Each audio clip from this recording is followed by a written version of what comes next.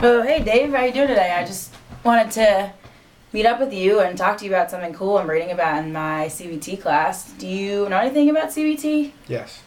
And I mean, I guess you've heard of Aaron Beck before, but have you heard of like cognitive processing at all? No. No, you haven't? Oh wow, I thought maybe you would have studied that before. But yeah, I really just wanted to talk about it. I thought it was kind of a cool topic. Basically, it was created by Aaron Beck, and he hypothesized that there were 3 different cognitive processes. The first one having to do with like your level of cognition, which is your consciousness, and I mean, I'm sure you know what that is, but basically, you know, your your consciousness is your basic level of awareness, and when you're aware, obviously you're keyed into what's going on in your surroundings, and you can think well, and you can form memories and recall your memories, and you can plan future events, stuff like that. So when you're, you know, conscious of something, you're awake and you're aware of your surrounding. Right. Have rational thoughts, stuff like that. So a big part of CBT, as you know, because you said you know about it, is making sure that the person is having good conscious processing and thoughts, and they encourage like rational behavior and really a lot of awareness on what's going on in your brain and making sure you're having, like I said, positive thoughts. Let's see. And so that's the first level of Aaron Beck's kind of cognitive processing theory. And the second part is automatic thoughts, which is something that everybody has. You know, an automatic thought is not like a gut reaction, but kind of like a gut thought, like the first thing that comes to mind. So, you know, I know you're kind of familiar with social psychology, so I figured you would get the example. It's kind of like, not like a stereotype, but it can be relayed in that manner, I guess. Like, if you see a little girl outside running around, getting dirty, playing football, wearing like the Power Rangers sweatshirt or something like that, you might automatically think, oh, she's a tomboy, something like that. She likes to hang around the guys, you know, she's a little boy, basically.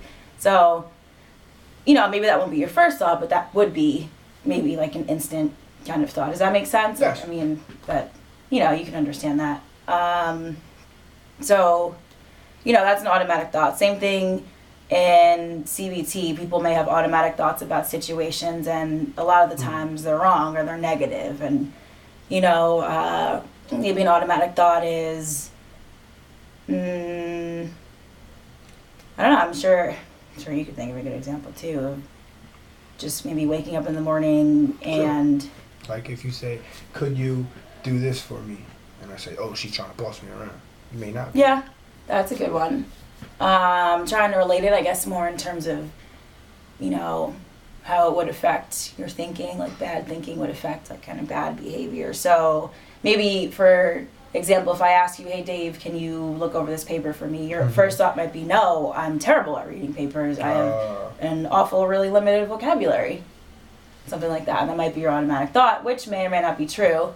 And therapists really encourage their clients to think about their automatic thoughts, and because a lot of the times, like I said, instantly they may be negative. And when you like further evaluate them and see, oh wait, I did get 100 on this last paper, or I did get a 90, or people come to me all the time about my writing skills. And so if you think about it further, you might see that your automatic thought was wrong. And again, like I said, CBT therapists really encourage people to think about what's going on up there, not to just automatically assume, hey, I'm a bad writer, no, I'm not going to do that paper for you. So they want you to recognize these automatic thoughts, to be conscious of them when they occur, and then if they are negative, to correct them. Right. So not too bad. I'm sure it's hard to do, but you know, it makes sense to try and correct your thinking so your behavior is better. But anyway, moving on. So the third concept, another thing I'm sure you're familiar with, is schemas, having, you know, these kind of, I suppose, a group of automatic thoughts about something, or your template, your building block, or, you know, your basic foundation of how you feel about something. And, you know, just going back to the tomboy example, I guess, because you might have a schema that girls are supposed to be feminine and boys are supposed to be masculine, and when girls cross over into that other domain, it's wrong, or you see a little girl maybe as a tomboy. So that's the schema. Maybe that's how it started for you when you grew up, or just society put that kind of in your head, or everyone's head.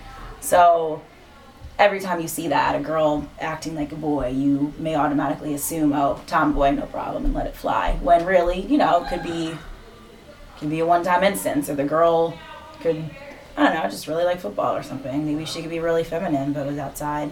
Or her parents were doing laundry and the only thing she had to wear was her brother's power. Hey, that too.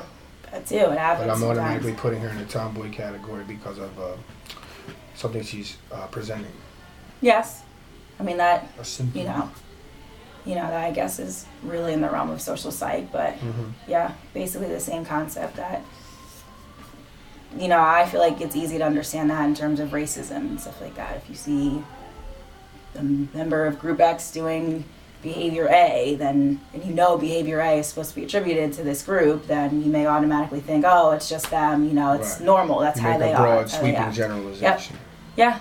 So, that's basically it. And again, CBT really is all about correcting those automatic thoughts and recognizing your schemas and trying to, for you personally, try and break those that are negative and turn them into positive things. So you're really thinking about your thinking. Okay. That's it. Metacognition. Metacognition. Thinking about your thinking, about your thinking, about your thinking. Cool. That's it. I just wanted to fill you in on that. I thought you might be interested in some of those concepts. I know this was kind of a brief overview of these 3 topics, but do you feel like you understand? Do you have any questions? Yeah. Very informative. Cool. All right. Guess I'll see you later. All right. Wow. Great.